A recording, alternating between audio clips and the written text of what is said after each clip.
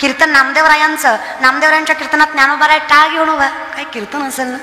कीर्तन ऐकायला कान्होपात्रा जनाई शेजारी पाजारी बसलेली माणसं कान्होपात्रेला म्हटली, आता नाचणारीची जात तुझी, आता तूही कीर्तन ऐकणार का?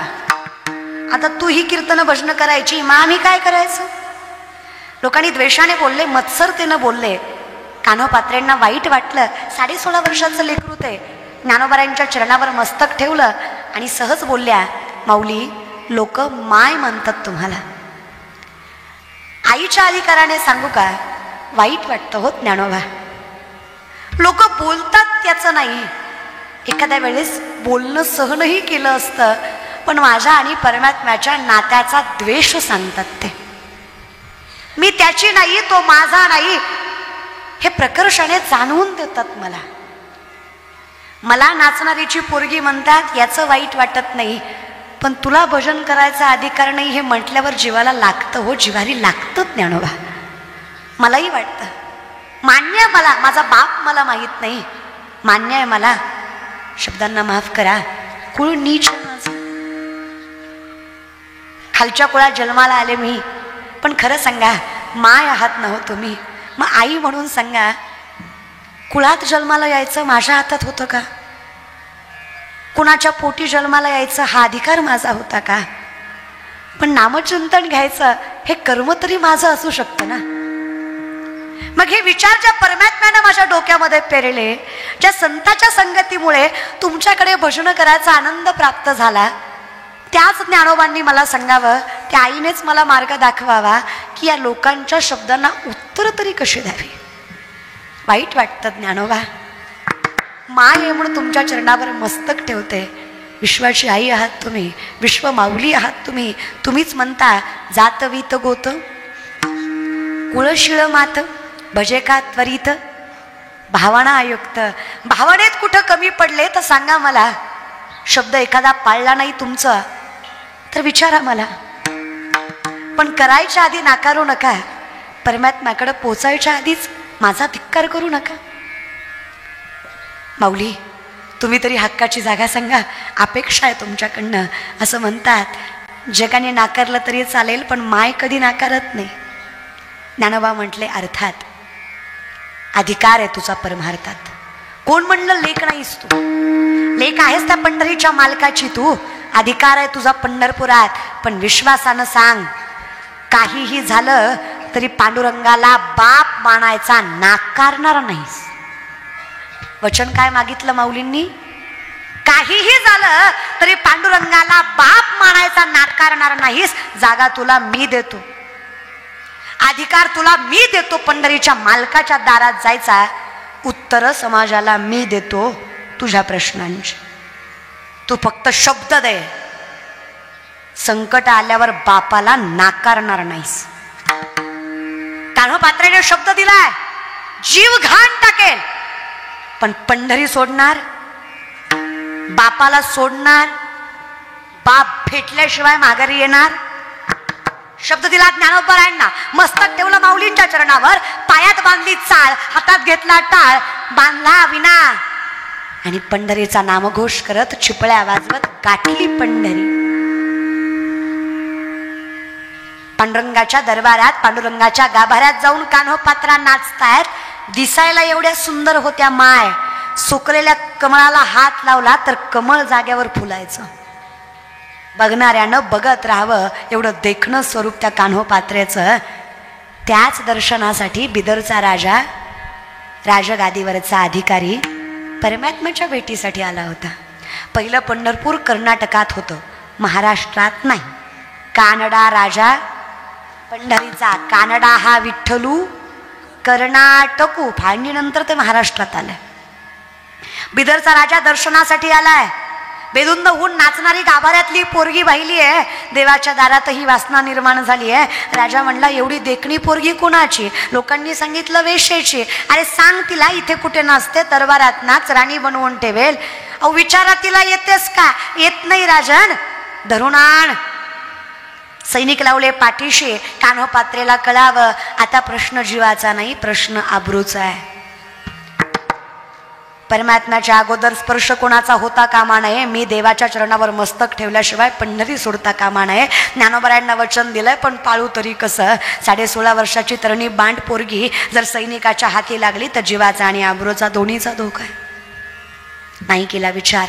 जीवाच्या आकांताने कान्होपात्रा पळतायत, पण मंदिराच्या बाहेर पाऊल टाकणार नाही. आज पहिल्यांदा गाभारा ओलांडला, आज पहिल्यांदा महाद्वार ओलांडलं, आज पहिल्यांदा महाद्वारातनं मुखदर्शनाच्या मंडपातनं परमात्म्याच्या चरणाशी जाऊन चरणावर मस्तक ठेवलं. याची देही याची डोळा जगाचा मालक पहिला कैवल्य सम्राट चक्रवर्ती माझ्या ज्ञानोबरायांच्या सामर्थ्याने माझ्या पांडुरंग परमात्म्याचं दर्शन झालं. विश्वाच्या पांडुरंग परमात्म्याचं, जगत मालकाचं, जगदीश्वराचं, विश्वेश्वराचं, त्या जगाच्या मालकाचं, कृपावंताचं, दयागणाचं, करुणाकराचं दर्शन झालं. ते सावळं स्वरूप बघितलं. कान्होपात्र्याला वाटलं देव भेटला, बाप भेटला. लोकांना सांगायला सांगा, कान्होपात्रेनं बापाच्या चरणावर देह सोडला.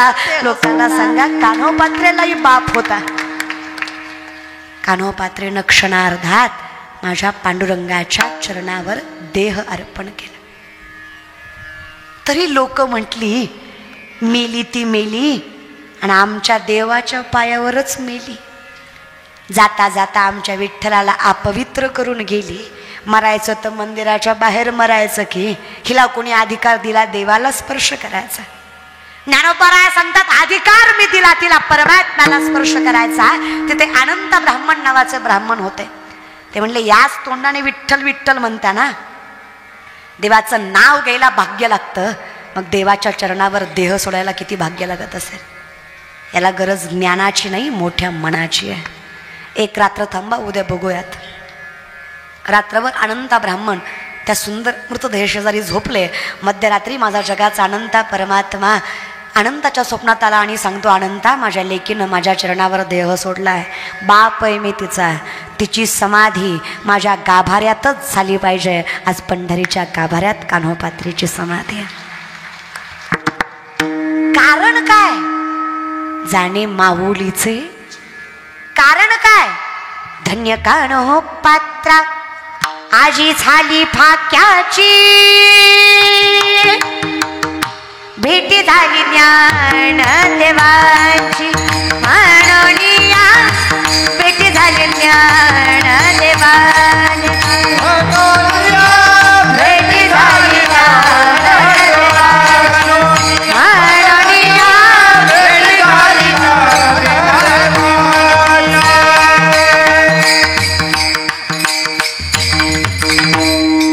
धन्य कान्होपात्रा आजी झाली फाक्याची. काय भाग्य माझ्या पंढरीच्या मालकाच्या गाभाऱ्यात समाधी आहे. आज तिला मस्तक लावल्याशिवाय पुढं जाता येत नाही. किती भाग्य आहे.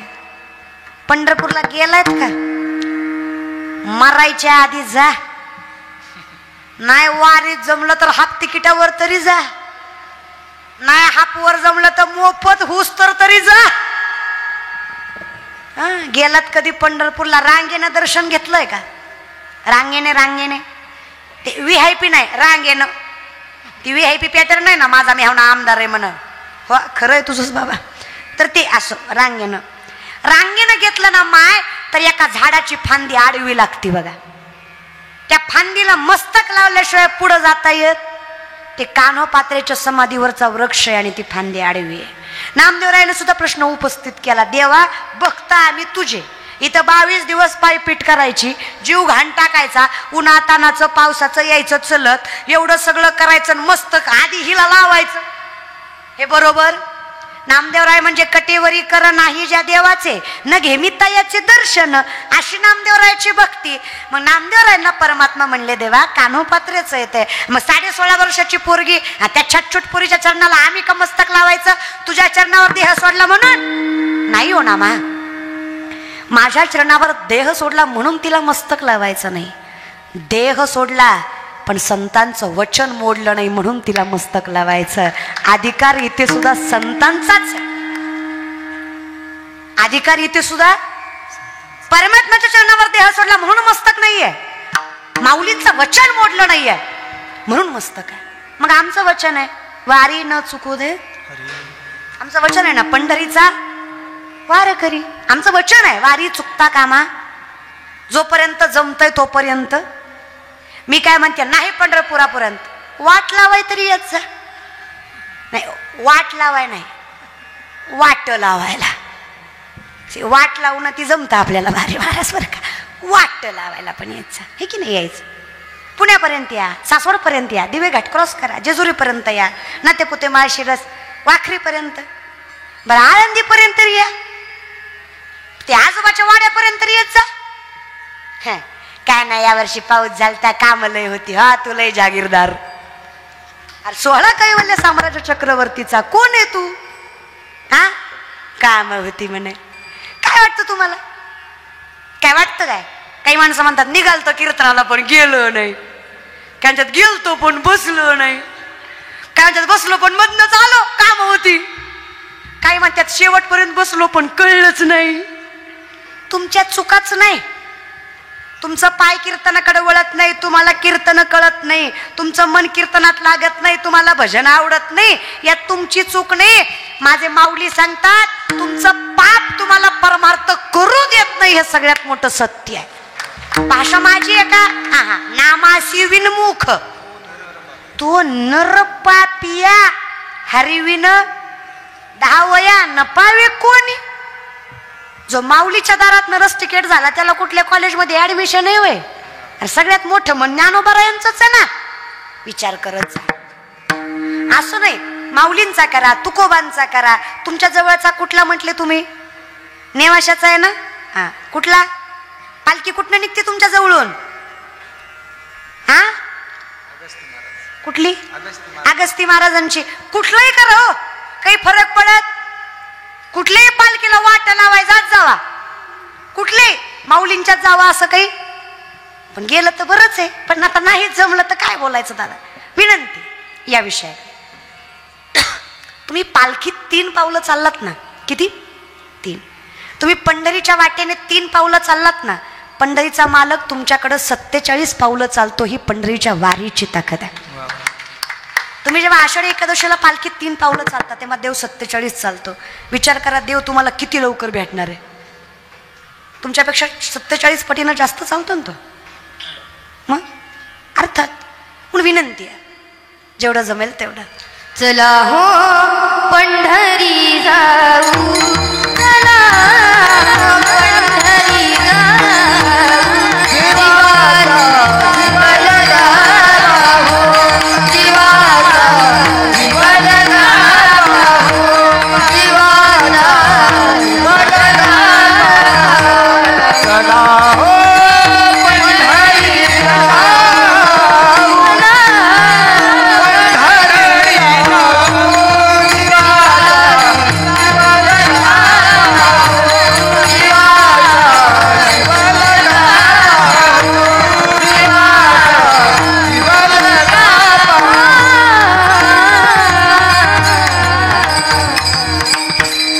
चला हो पंढरी जाऊ, चला हो पंढरी जाऊ, जीवाच्या जीवलगा पाहू, जीवाच्या जीवलगा पाहू. आज सुंदर भजन असायची जुनी. लेकरांची सेवा केली सतू आई. आई अरे लेकरांची सेवा केली सतू आई, कस पांग फेडू कसा होत तुझ्या उपकारा जगे तोड नाही. ओवाळीन जीव माझा सावळे विठाई विठ्ठला, माय बाबा अभंगाला सोड झाडची पळ्यांची, अभंगाला सोड झाडची पळ्यांची. माहुलीत मूर्ती विठ्ठला, माहुलीत मूर्ती